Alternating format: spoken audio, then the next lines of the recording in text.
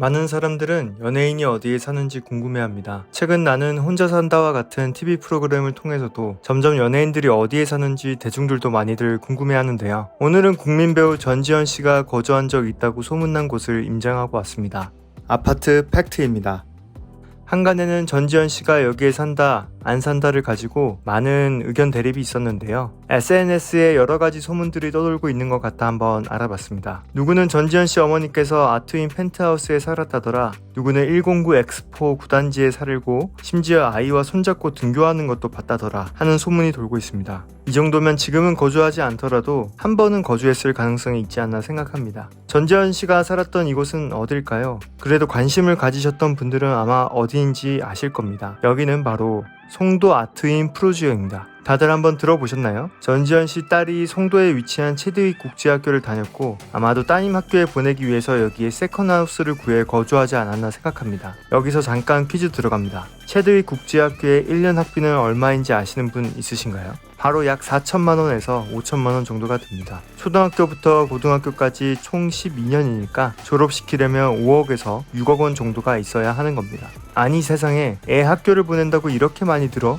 라고 생각할 수 있지만 송도 체드윅 국제학교는 수많은 유명인들의 자녀가 다닐 만큼 좋은 학교로 유명합니다. 사실 내가 지금 왜 연예인 걱정을 하고 있지? 라는 생각이 들 수 있는데 이곳에 우리가 공부할 만한 부동산 사례가 숨어 있어 오늘 이걸 얘기하려고 가져왔습니다. 이 송도 아트인 프로지오는 21년에 한 중국인이 45평 아파트를 15억 9,500만원에 매수했다가 1년 4개월이 지나 9억 원에 팔았다는 소식이 들리며 굉장히 큰 화제가 됐습니다. 1년 4개월 만에 무려 7억 원을 손해보고 판 건데요. 도대체 뭐하는 중국인이기에 이렇게 급하게 물건을 처리했을까요? 급하게 현금이 필요해서 처분했다는 사람도 있고 공산국가 특성상 정부의 압박으로 매도를 했다는 소문도 돕니다. 도대체 이 중국인은 뭐가 그렇게 급해서 황급히 매도하게 됐을까요? 이번 영상에서는 연예인 전지현 씨가 따님 학교 때문에 살았다고 추측되는 송도 아트인 프로지오에 대해서 간략히 알아볼 예정이며 동시에 최근 있었던 한 중국인의 7억 하락 거래에 대해서 살펴보도록 하겠습니다. 영상이 기대가 되신다면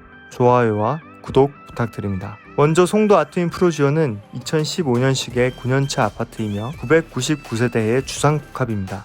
용적률은 무려 849%로 굉장히 빡빡한 것을 알 수 있습니다. 보시는 것처럼 두 개 동으로 이루어져 있고 용적률이 높은 만큼 층수도 최고 60층으로 굉장히 높습니다. 송도의 랜드마크 중 하나라고 해도 과언이 아닙니다. 층수도 높은 만큼 뷰도 굉장히 좋은데요.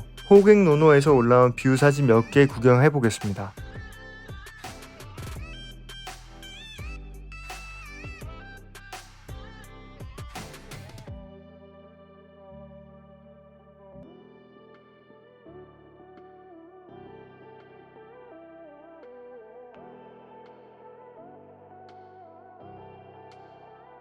뷰가 가히 환상적이라고 할 수밖에 없겠네요. 아트인 프로지의 위치는 송도의 최중심지인 인천대 입구역에서 한 정거장 떨어진 센트럴파크역 옆에 위치하고 있습니다. 그리고 무엇보다도 우산을 안 쓰고도 주상복합과 지하철이 바로 연결되어 있어서 엄청난 편의성을 자랑합니다. 바로 옆에는 센트럴파크가 있어서 길을 건너지 않고도 공원을 바로 이용할 수 있고 코스트코가 붙어 있어서 생활 편의성은 상당히 우수하다고 할 수 있겠습니다. 아니 여기 완전 입지 깡패 아니야?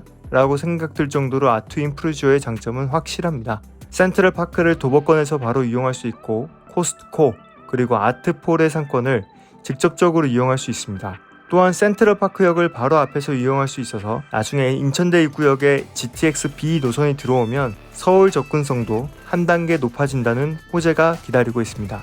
하지만 단점으로는 다른 아파트들에 대비해 학교나 학원가가 근처에 없다는 것입니다. 부모님들은 생활 편의성도 좋지만 아이가 안전하게 학교를 다닐 수 있는지 없는지를 최우선으로 꼽습니다.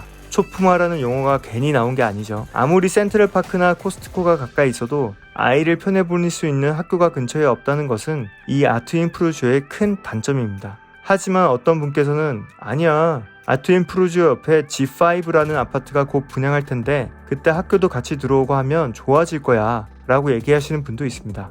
SNS에 최근 올라온 글들을 보면 아트인프로지오 옆 부지의 G5 분양 소식은 까마득해 보입니다. 사실인지는 모르나 더샵 홈페이지에서도 송도 G5 분양 계획이 사라졌다는 글도 보이니까 당장 학교가 들어올 거라는 기대는 하지 않는 게 좋겠습니다. 아트인프로지오의 또 하나의 단점이 있는데요. 그건 바로 주차장 문제입니다. 주차장 공간은 여유 있다라는 의견이 많으나 주차장 내려가는 길이 좁고 꼬불꼬불하다는 의견이 지배적이었습니다. 차를 직접 운전해 출퇴근하는 분들은 하루에 2번은 꼭 주차를 해야 하죠.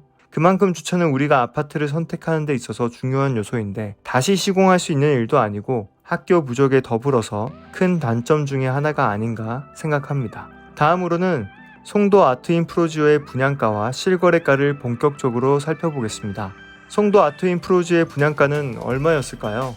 분양가는 평당 1,200만원 수준으로 45평 분양가는 5억 5천만원 수준이었습니다. 사실 최고가인 16억에 대비하면 3분의 1 수준으로 매우 저렴했습니다. 이랬던 송도 아트인프로지오는 21년 1월에 12억을 찍고 21년 3월에는 12억 5천원을 찍었습니다. 그런데 갑자기 한 중국인이 나타났습니다. 지금부터는 이 중국인을 왕서방으로 표현하겠습니다. 실제 거래된 백이동 39층 매물의 등기부 등본을 봐도 왕서방임을 알 수 있죠. 아마도 이 왕서방은 송도 아트인프로지오가 굉장히 멋져 보였을 겁니다. 센트럴파크도 바로 앞에 있고 주성복합으로 건물도 멋있죠. 그리고 아트포레라는 아름다운 상권이 떡하니 자리 잡고 있으니까요. 실상은 모르고 겉으로 보이는 멋진 모습에 왕서방은 15억 9,500만원이라는 거금을 떡하니 내고 이 집을 매수합니다. 그랬는데 왕서방이 1년 4개월이 지나 이 집을 9억에 매도를 해버렸습니다. 무려 7억의 손해를 안고 판 겁니다. 소문대로 정말 현금이 부족했던 걸까요? 아니면 이곳의 입지가 그렇게 뛰어나지 않다는 걸 뒤늦게 알고 매도한 걸까요? 아니면 정말 중국 정부의 압박으로 법적 문제 때문에 매도할 수밖에 없었던 걸까요? 진실을 알 수 없지만 사실 그 이유는 중요하지 않습니다. 확실한 건 이 송도 아트인프로지오의 입지는 송도에서 최상의 입지도 아니고 아직 부족한 면이 많기 때문에 현재 매도된 9억이 적정선이고 오히려 더 떨어질 가능성도 있다는 사실입니다. 사실상 이 아파트를 16억에 판 매도자만 신난 상황이죠. 분양가 대비해서는 10억 가까이 올랐으니 중국인 덕을 톡톡히 본 한국인이 아닐까 생각합니다. 다시 최근 실거래가로 돌아와서 23년 2월에는 9억 6천에 거래가 되면서 다시 한번 9억대의 물건이라는 걸 증명했습니다.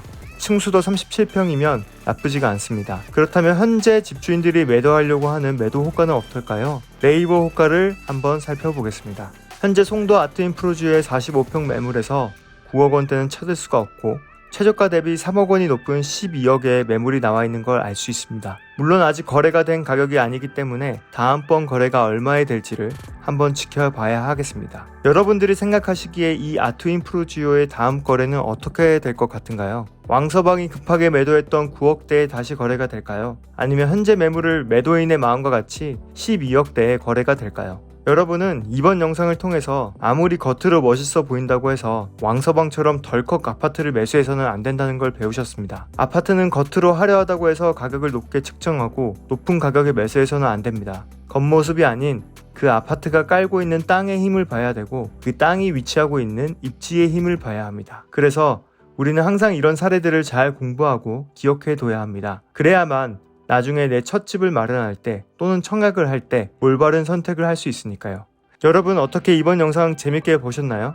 앞으로도 대한민국에서 일어나고 있는 많은 부동산 사례들을 통해 여러분들의 아파트 선택에 조금이라도 도움 될 수 있는 채널로 성장할 것을 약속드립니다. 지금까지 시청해주셔서 감사합니다. 아파트 팩트였습니다.